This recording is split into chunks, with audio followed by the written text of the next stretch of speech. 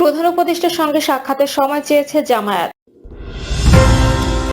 Doctor ইউনূসের পাশে দাঁড়াতে একসঙ্গে দেশে ফেরার ঘোষণা পিনাকি ইলিয়াস কনকের।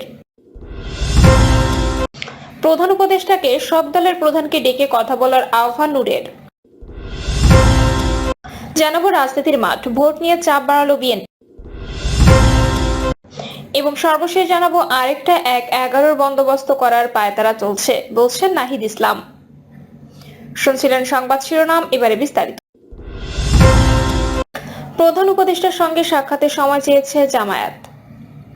প্রধান উপদেষ্টা ডক্টর মোহাম্মদ ইউনূসের সঙ্গে সাক্ষাৎ করার জন্য সময় চেয়েছে জামায়াতে ইসলামী বাংলাদেশ। মৌখিকভাবে প্রধান উপদেষ্টার কার্যালয়ের পক্ষ থেকে সন্ধ্যা ৬টায় দলটিকে সাক্ষাতের সময় দেওয়া হয়েছে। এ তথ্য নিশ্চিত করেছেন জামায়াতে ইসলামী নায়েবে আমির সৈয়দ আব্দুল্লাহ মোহাম্মদ তাহের। তিনি জানান, চলমান বিষয় নিয়ে আলাপচারিতার জন্য তারা প্রধান উপদেষ্টার সঙ্গে দেখা করতে চাচ্ছেন। দলটি মনে করে প্রধান উপদেষ্টার পদত্যাগ কোনো সমাধান না, তার চেয়ে ডক্টর ইউনূসের নেতৃত্বে আগামী নির্বাচন অনুষ্ঠিত হোক। এর আগে উদ্ভূত পরিস্থিতিতে সর্বদলীয় রাজনৈতিক বৈঠকের আহ্বান জানিয়েছেন জামায়াতের আমির ডক্টর শফিকুর রহমান। তার পক্ষ থেকে জামায়াত ইসলামের ফেসবুক পেজে দেওয়া এক পোস্টে এই আহ্বান জানানো হয়। ডক্টর ইউনূসের পাশে দাঁড়াতে একসঙ্গে দেশে ফেরার ঘোষণা পিনাকি ইলিয়াস কনকের।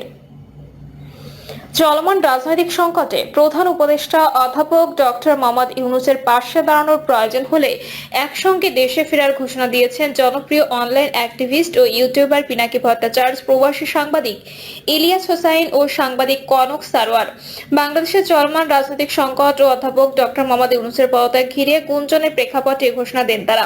শুক্রবার বাংলাদেশ সময় দুপুর 11টার দিকে নিজের ফেসবুক পেজে দেওয়া এক পোস্টে পিনাকি জানিয়েছেন, দেশের প্রয়োজন হলে এবং অধ্যাপক ইউনূসের পাশে দাঁড়ানোর প্রয়োজন দেখা দিলে পিনাকি ভট্টাচার্য, সাংবাদিক কনক সারোয়ার ও লেখক ইলিয়াস হোসেন একসঙ্গে ঢাকার শাহজালাল আন্তর্জাতিক বিমানবন্দরে অবতরণ করবেন। একই বার্তা দিয়েছেন প্রবাসী সাংবাদিক ইলিয়াস হোসাইন। তিনিও পিনাকির দেওয়া ফেসবুক কার্ডটি নিজের ভেরিফাইড ফেসবুক পেজে শেয়ার করে লিখেছেন ইনশাআল্লাহ। কনক সারোয়ার একই পোস্টারটি শেয়ার করে লিখেছেন ইনশাআল্লাহ, প্রিয় স্বদেশ মাতৃভূমি।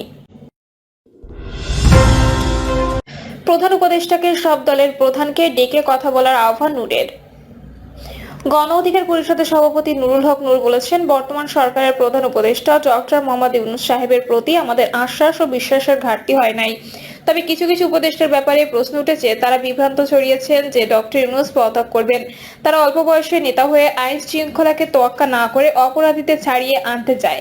বাসা ঘেরাও করে সচিব হটাও, ডিসি হটাও, এসপি হটাও যারা এ ধরনের নৈরাজ্যকর পরিস্থিতি সৃষ্টি করেছে তাদের প্রধান উপদেষ্টা সংযত হতে বলেছেন। প্রধান উপদেষ্টার প্রতি দৃষ্টি আকর্ষণ করে নূর বলেন, দেশ চালাতে যদি আপনার কোনো সমস্যা মনে হয় আপনি সব দলের প্রধানকে ডাকেন, কথা বলেন, আমরা সবাই আপনাকে সহায়তা করব। কয়েকজন উপদেষ্টার সমালোচনা করে ডাকসুর সাবেক এই ভিপি বলেন, বিভিন্ন রাজনৈতিক দলের বিরুদ্ধে বিভ্রান্ত ছড়িয়ে দেশে অরাজকতা সৃষ্টি করছে, যার কারণে রাজনীতির মাঠ উত্তপ্ত হয়ে উঠেছে। আদালত নির্দেশনা দিলেও এনসিপি নেতা উপদেষ্টা আসিফ ঢাকা মহানগর দক্ষিণ সিটি কর্পোরেশনের মেয়র হিসেবে ইশরাককে বসতে দেবে না। বিএনপি একটি বড় দল, আদালত যখন রায় দেয় আর সরকারের উপদেষ্টা যদি বাধা দেয় তাহলে বিএনপি তা মেনে নেবে না, যার ফলে ঢাকার গত কয়েকদিন আন্দোলন হয়েছে। এই নাবালক উপদেষ্টার কারণে এই পরিস্থিতি তৈরি হয়েছে। নূর বলেন, জুলাই আন্দোলন শুধু ছাত্রদের নিয়ে হয়নি, আপামর জনতা ঐক্যবদ্ধভাবে না নামলে শেখ হাসিনাকে উৎখাত করা যেত না।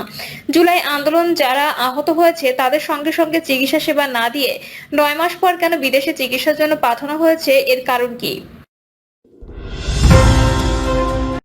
রাজনীতির মাঠ, ভোট নিয়ে চাপ বাড়ালো বিএনপি। চলতি বছরের ডিসেম্বরের মধ্যে জাতীয় নির্বাচন অনুষ্ঠানের দাবি আরো জোরালো করল বিএনপি। নির্বাচিত সরকার প্রতিষ্ঠার জন্য প্রয়োজনীয় সংস্কার সহ অন্তর্বর্তী সরকার ভোটের আয়োজন ঠিক কখন কিভাবে করতে চায় তার রোডম্যাপ চেয়ে আসছে দলটি। এসব বিষয়ে প্রয়োজনীয় সময় ও সহযোগিতা দেওয়ার কথা কয়েক মাস ধরে বলে আসছেন দলের নেতারা। এখন তারা মনে করছেন সরকার ভোটকে অগ্রাধিকার না দিয়ে অন্য অনেক বিষয়ে বিতর্কিত সিদ্ধান্ত নিতে থাকায় দলের অবস্থান ও কৌশল পুনর্বিবেচনার সময় হয়ে গেছে। ভোট আদায়ে মাঠে সক্রিয় হওয়া সরকারের উপর নানামুখী চাপ কৌশল নিতে শুরু করেছে দলটি। বিএনপির মহাসচিব মির্জা ফখরুল ইসলাম আলমগীরের কথায়ও একই বার্তা পাওয়া গেছে। ঢাকা দক্ষিণের মেয়র হিসেবে দলের নেতা ইশরাক হোসেনের শপথের বিষয়ে আদালতের রায়ের প্রতিক্রিয়া দিতে গিয়ে তিনি গতকাল বলেছেন, বর্তমান যে রাজনৈতিক সংকট, এই সংকট দূর করার একমাত্র পথ হচ্ছে অতি দ্রুত নির্বাচনের একটি রোডম্যাপ ঘোষণা করা। এখানে অন্য কথা বলে লাভ নেই। জাতীয় নির্বাচন অনুষ্ঠানকে সর্বোচ্চ অগ্রাধিকার না দেওয়া হলে দলের পক্ষে সরকারের প্রতি সহযোগিতা অব্যাহত রাখা কঠিন হয়ে দাঁড়াবে বলেও জানিয়েছে বিএনপি। গতকাল এক জরুরি সংবাদ সম্মেলনে দলের জাতীয় স্থায়ী কমিটির সদস্য খন্দকার মোশাররফ হোসেন এই হুঁশিয়ারি দিয়ে বলেছেন, বিএনপির প্রস্তাব ও পরামর্শ উপেক্ষিত হলে অনিবার্যভাবেই বিএনপি অন্তর্বর্তী সরকারকে সহযোগিতা অব্যাহত রাখবে কিনা তা পুনর্বিবেচনা করতে বাধ্য হবে। মিয়ানমারের রাখাইনে বাংলাদেশের ভেতর দিয়ে মানবিক সহায়তা দেওয়ার করিডর তৈরি, চট্টগ্রাম বন্দরের নিউ মুরিং টার্মিনাল বিদেশিদের হাতে দেওয়ার চেষ্টা, সরকারের ভেতরে জাতীয় নাগরিক পার্টির হয়ে চাপ সৃষ্টি, আদালতের রায় ও নির্বাচন কমিশনের সিদ্ধান্ত থাকা সত্ত্বেও ইশরাক হোসেনকে ঢাকা উত্তর সিটি কর্পোরেশনের মেয়র হিসেবে শপথ নিতে গড়িমসি সহ নানা অভিযোগে সরকারকে শর্তহীন সহযোগিতার অবস্থান থেকে সরে আসার বিষয়টি বিবেচনা করেছেন বিএনপি নেতারা। বিএনপি নেতারা বলছেন, দল আকস্মিকভাবে এই অবস্থান নিতে যাচ্ছে এমন নয়। দলের সর্বোচ্চ নীতি নির্ধারণী ফোরাম জাতীয় স্থায়ী কমিটির সাম্প্রতিক কয়েকটি বৈঠকে আলোচনা করে আগামী দিনে অবস্থা বুঝে কঠোর হওয়ার এই সিদ্ধান্ত নেওয়া হয়েছে। অন্তর্বর্তী সরকারের 3 উপদেষ্টার পদত্যাগের দাবি সামনে রেখে এখন এগোতে শুরু করেছে বিএনপি। আগামী জুন ও জুলাই মাসে সংস্কার ও জাতীয় নির্বাচন অনুষ্ঠানের জন্য সরকার কি পদক্ষেপ নেয় তা দেখে আগস্ট নাগাদ চলতি বছরেই ভোটের দাবিতে প্রয়োজনে জোরে সোরে মাঠে অবস্থান নেওয়ার প্রস্তুতি নিতে শুরু করেছে দল। ঢাকা দক্ষিণ সিটি কর্পোরেশনের মেয়র হিসেবে ইশরাক হোসেনকে শপথ দেওয়ার বিষয়ে স্থানীয় সরকার মন্ত্রণালয়ের উপদেষ্টা আসিফ মাহমুদ সচিব ভূঁইয়া ভূমিকায় আগামী জাতীয় নির্বাচনের সময় তার ভূমিকা কি হবে সে বিষয়ে বিএনপি সন্দিহান হয়ে পড়েছে। বিএনপি নেতারা বলছেন, মোহাম্মদ ইউনূসের নেতৃত্বাধীন উপদেষ্টা পরিষদের 2 তরুণ সদস্য মাহফুজ আলম ও আসিফ মাহমুদ সচিব ভূঁইয়া একটি নতুন রাজনৈতিক দলের সঙ্গে প্রত্যক্ষ এবং পরোক্ষভাবে জড়িত, এটা সবাই জানে ও বোঝে। উপদেষ্টা পরিষদে তাদের উপস্থিতি সরকারের নির্দলীয় নিরপেক্ষ পরিচিতিকে ক্রমাগত প্রশ্নবিদ্ধ করে চলেছে। জাতীয় নিরাপত্তা উপদেষ্টার বক্তব্য আবারও নতুন বিতর্কের জন্ম দিয়েছে।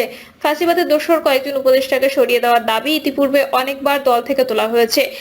কাউকে উপদেষ্টা পরিষদ ছেড়ে যেতে হবে। খন্দকার মোশাররফ হোসেন গতকাল বলেন, যেহেতু একটি জাতীয় সংসদ নির্বাচন অনুষ্ঠান করাই এই সরকারের প্রধান কাজ, তাই মাথা ভারী উপদেষ্টা পরিষদ না রেখে শুধু দৈনন্দিন কার্যক্রম পরিচালনার জন্য একটি ছোট আকারের উপদেষ্টা পরিষদ রাখাই বাঞ্ছনীয়। রাখাইনে করিডর ইস্যু ও বিএনপির ভারপ্রাপ্ত চেয়ারম্যান তারেক রহমানকে জড়িয়ে বিতর্কিত মন্তব্য করার অভিযোগে অন্তর্বর্তী সরকারের জাতীয় নিরাপত্তা উপদেষ্টা ডক্টর খলিলুর রহমানের পদত্যাগের দাবি করেছে বিএনপি। দলের জ্যেষ্ঠ যুগ্ম মহাসচিব রুহুল কবির রিজভী গতকাল এক সংবাদ সম্মেলনে এ দাবি করেন। রাখাইনে মানবিক সহায়তা চ্যানেলের বিষয়ে আয়োজিত এক প্রেস ব্রিফিং এ খলিলুর রহমান নিজের নাগরিকত্ব নিয়ে ওঠা প্রশ্নের প্রসঙ্গ তুলে বলেন, এখন কেবল আমি আমেরিকায় থেকেছি বলে যদি আমাকে বলা হয় আমি বিদেশি নাগরিক, তাহলে তো কালকে তারেক রহমান সাহেবকেও সে কথা বলতে হয়। তারেক রহমানের ভাবমূর্তি ক্ষুণ্ণ করতে উপদেষ্টা উদ্দেশ্য প্রণোদিতভাবে বিভ্রান্তি ছড়াচ্ছে এমন বক্তব্য দিয়েছেন। এ কথা বলে রিজভী অবিলম্বে তার পদত্যাগ দাবি করেন। বিএনপি নেতারা বলছেন, আগামী আগস্টে সরকারের 1 বছর পূর্ণ হবে। সে সময় প্রধান উপদেষ্টা তার ভাষণে ভোটের বিষয়ে কোনো ভালো সংবাদ দেবেন এমন প্রত্যাশায় সে পর্যন্ত হয়তো বিএনপি আরো একটু সহনশীলতা দেখাতে পারে, কিন্তু তারপর কি হবে সেটা পরিস্থিতি বলে দেবে। সরকারের উদ্দেশ্যে গতকাল বিএনপির মহাসচিব বলেছেন, সংস্কারের বিষয়ে রাজনৈতিক দলগুলোর সঙ্গে আলোচনায় জাতীয় ঐক্যমত্য কমিশনে যে ঐক্যমত্য হয়েছে